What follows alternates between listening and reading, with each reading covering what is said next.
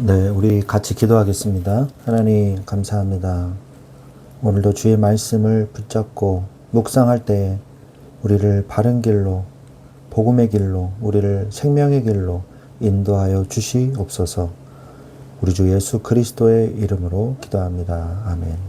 네, 하나님의 말씀은 사무엘하 13장 14절부터 17절까지 말씀을 보도록 하겠습니다. 사무엘하 13장 14절부터 17절까지 보겠습니다.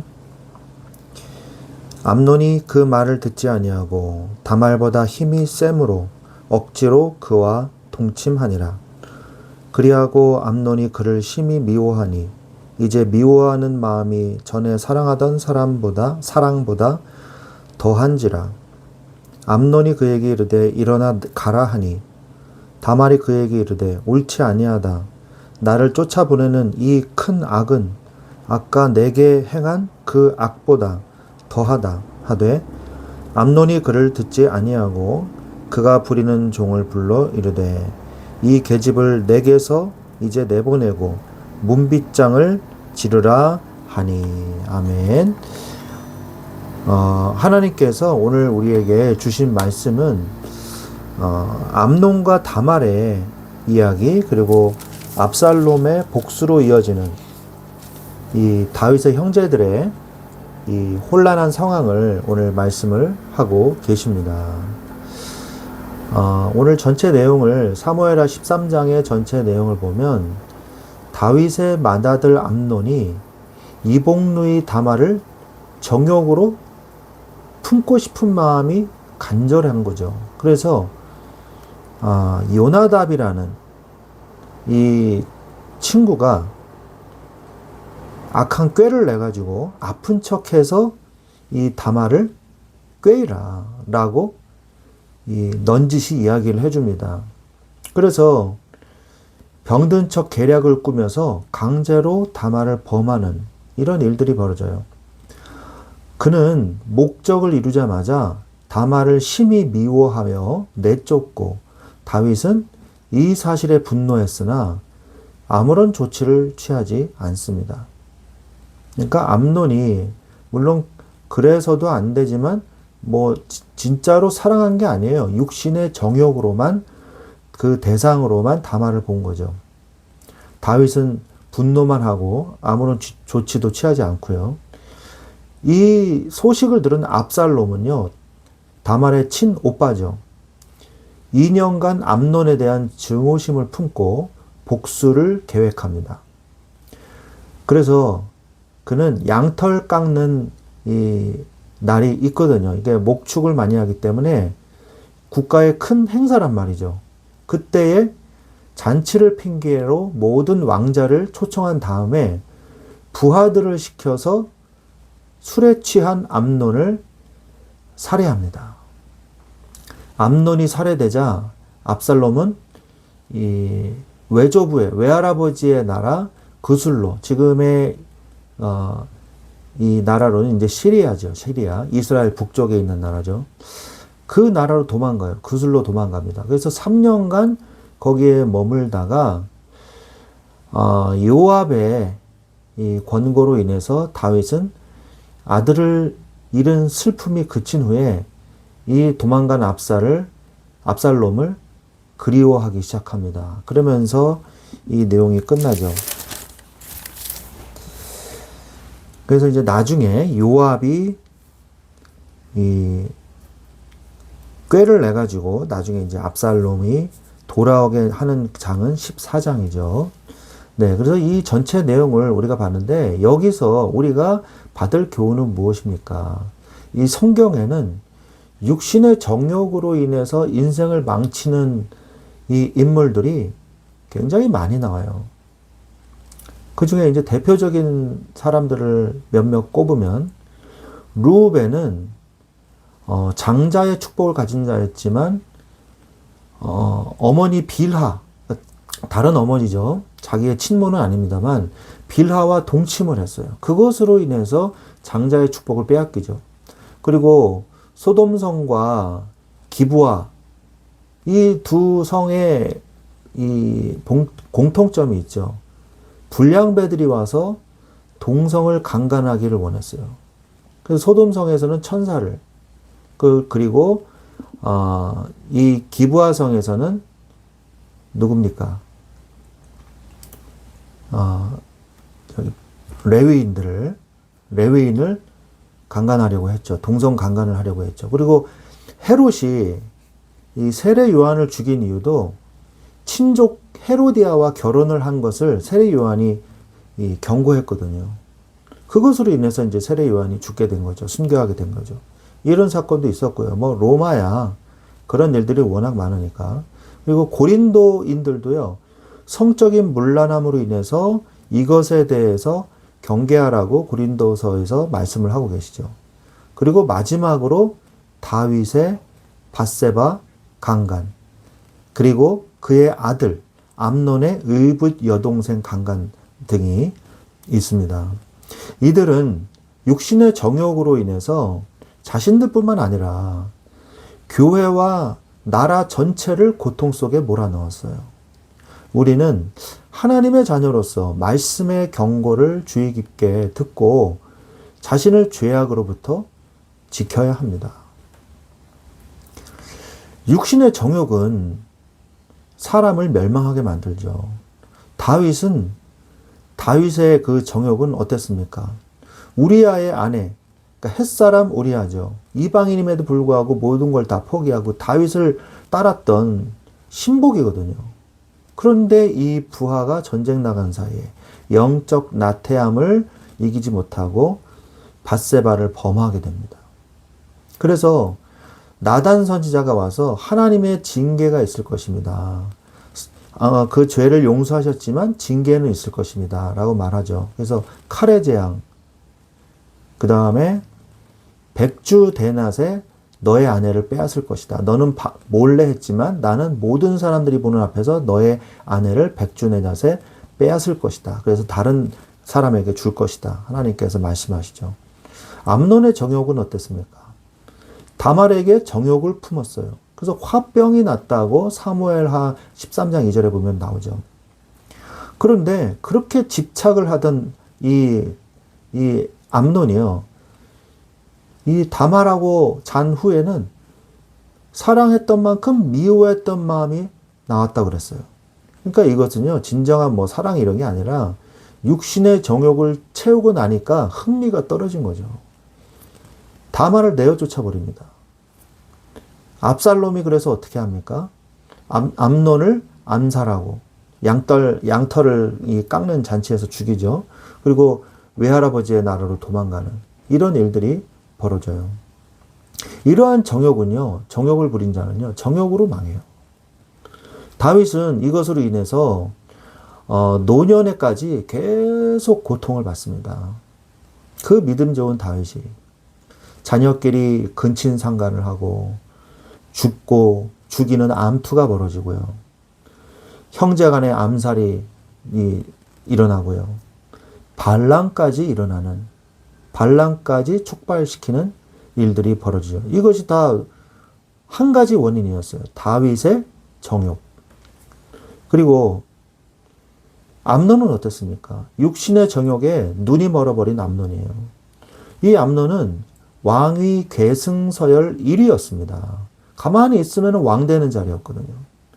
그런데 자신의 육신의 정욕을 이기지 못하고 결국 비참한 죽음을 맞이하게 되었죠.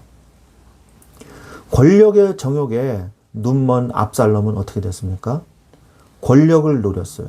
그래서 나중에 돌아오고 나서 아버지가 왕이 해야 될 재판을요, 자기가 성문 앞에서 가지고 재판의 판결을 가로챕니다. 또한 나중에 반란을 일으켜서 아버지의 후궁을 이 궁궐 옥상에서 만인들이 보는 앞에서 대낮에 후궁을 범해요. 이 말씀이 성취된 것이죠. 이것들은 이제 아히도벨이라는 사람의 계략이었습니다. 이 아히도벨은요, 정말 어떤 사람이냐. 아히도벨은 나중에 우리가 또 자세하게 말씀을 나누겠지만 아히도벨은 다윗의 책사였어요. 전략가였죠. 그런데 이 아히도벨이 누군지 아십니까? 아히도벨이 바로 밧세바의 할아버지예요. 밧세바의. 그러니까 자기의 손녀딸이 사랑하던 남편을 죽이고 이 딸을 햇사람 우리아에게서 뺏어가지고 결혼시킨, 임신시킨 다윗에 대해서 어떤 생각을 가지고 있었겠습니까? 기회가 오자 아히도벨은 압살롬에게 협조를 하고 압살롬의 이 지략가가 된다는 것이죠. 뿌린 대로 거두게 된다는 것입니다.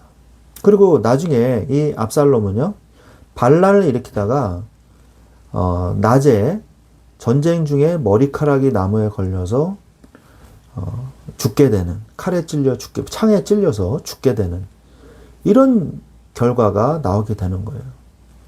정욕으로 망하게 되는 것입니다. 정욕에서 그래서 벗어나야 돼요. 정욕의 씨를 뿌리면 정욕의 열매를 거두게 됩니다. 갈라디아서 6장 8절에도 육체를 심으면 썩어질 것을 거둔다고 말씀하고 계십니다. 그리고 야고보서 1장 14절 15절에도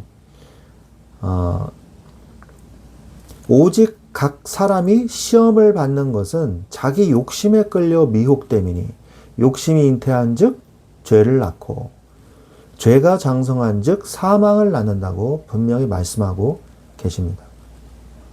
갈라디아서 5장 19절에도 육체의 일은 분명하니 곧 음행과 더러운 것과 호색과 우상숭배와 주술과 원수 맺는 것과 분쟁과 시기와 분냄과 당짓는 것과 분열함과 이단과 투기와 술취함과 방탕함과 또 그와 같은 것들이라. 전에 너희에게 경계한 것 같이 경계하노니 이런 일을 하는 자들은 하나님의 나라를 유업으로 받지 못할 것이요 라고 말씀하십니다. 자, 이게 무슨 말이냐? 알면서도 넘어가지 말라는 거예요. 모르고 한 것이 아니라 알고 있는데도 넘어가서요. 그래서 죄를 짓거든요. 자신의 정욕을 이기지 못하고. 그래서 그것에 대해서 경계하라고 말씀하고 계시는 것입니다. 이 정욕을 부리게 되는 이 이유를 보면 다윗과 같은 경우에는요, 전쟁터에 있어야 할 왕이 모두 다 싸우러 가는데 왕이라는 이유로 할 일 없이 왕궁에 있다가 쓸데없는 짓을 하거든요.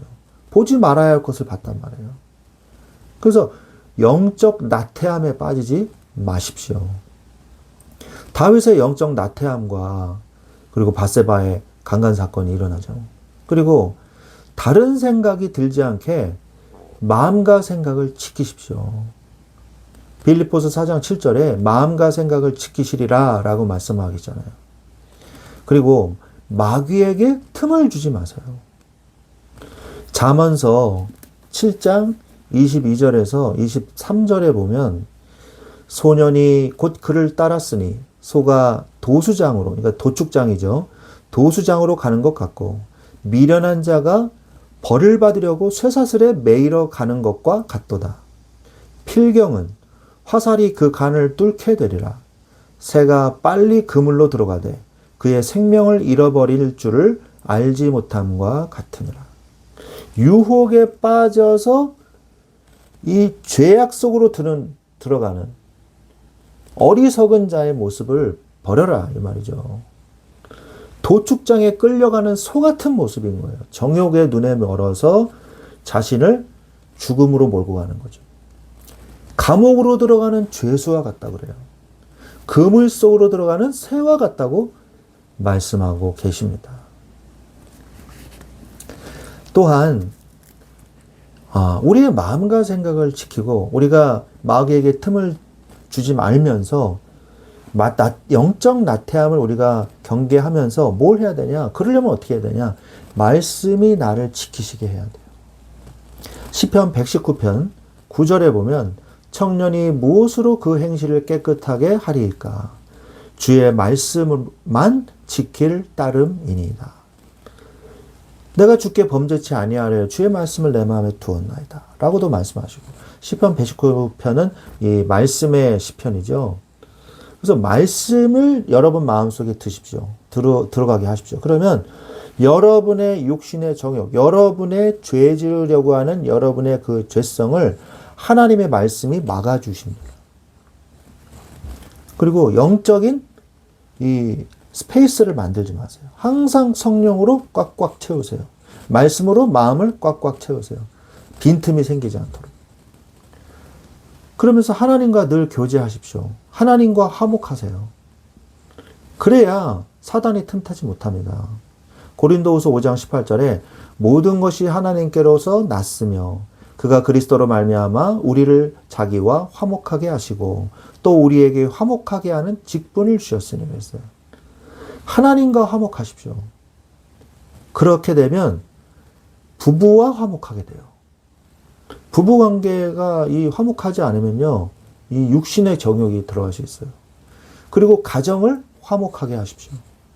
골로새서 3장 20절에서 21절에 자녀들아 모든 일에 부모에게 순종하라. 이는 주 안에서 기쁘게 하는 것이니라. 아비들아 너희 자녀를 노엽게 하지 말지니 낙심할까 하니라. 부부와 화목하게 될 때 부모 관계도 화목해지는 거예요. 사단은 이 가정을 공격을 하거든요. 가정을 파탄나게 만듭니다. 그래서 부부간에 이 금을 가게 만드는 여러 가지 일들이 벌어지는 것입니다. 그래서 가정을 지키십시오. 그래야 승리할 수 있습니다. 오늘 말씀에 결론을 맺겠습니다. 육신의 정욕은 반드시 그 육신의 열매가 맺어집니다. 육신의 정욕을 버리기 위해서는 하나님의 말씀으로 내 마음을 꽉꽉 채우시고 하나님의 뜻을 따라 움직일 수 있도록 하나님의 인도하심을 받을 수 있도록 늘 영적인 관리를 해 주십시오. 영적 나태함에 빠지지 마시고 가정을 지키십시오. 예수 그리스도 안에서 하나님과 화목하게 될 때 부부관계도 회복되고 부모관계도 회복됩니다. 하나님과의 관계를 놓치지 마십시오. 복음으로 그래서 승리하시기를 다윗과 같은 실수하지 않게 하시고 복음으로 승리하게 하여 주옵소서. 우리가 기도해야 될 줄로 믿습니다. 이와 같은 축복을 누리시기를 우리 주 예수 그리스도의 이름으로 축원합니다. 아멘.